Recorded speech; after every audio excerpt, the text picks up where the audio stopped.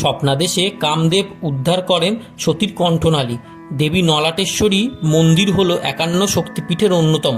বীরভূম জেলার ব্রাহ্মণী নদীর তীরে ললাট পাহাড়ের নিচে সেই কণ্ঠনালীর উপর বেদি তৈরি করে প্রতিষ্ঠিত হন দেবী নলাটেশ্বরী। এখানকার ভৈরব হলেন যোগীশ।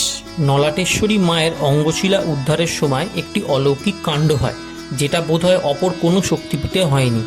যিনি সতীর দেহ তার সুদর্শন চক্র দ্বারা খণ্ড খণ্ড করেছিলেন, সেই অনাদির আদি গোবিন্দের চরণ চিহ্নিত একটি শিলা পাওয়া যায়। ভগবান নারায়ণের সেই চরণ চিহ্নিত শিলা পূজিত হন এখানে দেবীর সাথেই।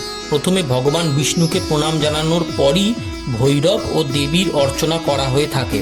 আষাঢ় মাসের শুক্লা নবমী তিথিতে দেবীর বার্ষিক পূজা অনুষ্ঠিত হয়।